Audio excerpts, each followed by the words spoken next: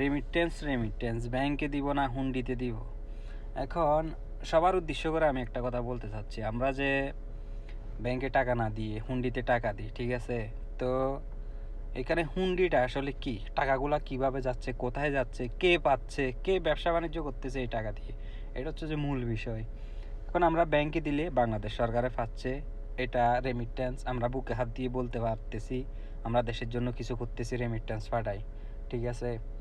তো হুন্ডিতে যখন আপনি টাকাগুলা ছাড়বেন, ঠিক আছে, এসব হুন্ডি ব্যবসায়ী এখান থেকে আমাদের রিয়ালগুলা নিয়ে নিবে, দিনারগুলা নিয়ে নিবে, কিন্তু বাংলাদেশে যদি ব্যাংকে বলে ব্যাংকে টাকা দিবে, বিকাশে বললে বিকাশে, নগদে বললে নগদে।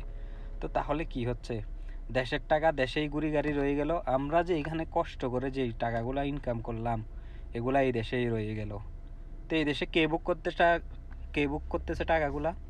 বাংলাদেশের যে বড় বড় রাঘব বোয়ালগুলো আছে, এমপি মন্ত্রীগুলো আছে, ওরা এই দেশে বড় বড় বিজনেস করতেছে, ব্যবসা বাণিজ্য করতেছে, ঠিক আছে?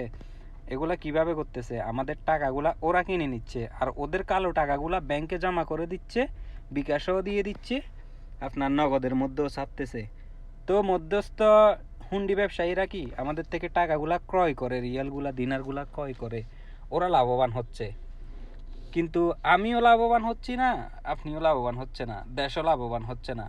তাহলে এবার চিন্তা করি, দেখেন আপনি কি টাকা হুন্ডিতে দিবেন নাকি বৈধভাবে ব্যাংক চ্যানেলে দিবেন? আপনি হুন্ডির লোককে এইদিকে দিনার দিয়ে, রিয়াল দিয়ে ওইদিকে ব্যাংকে টাকা জমা করতেছেন, আবার বুকে হাত দিয়ে বলতেছেন আমি দেশের জন্য যুদ্ধ করতেছি রেমিটেন্স দিয়ে, আমরা যোদ্ধা।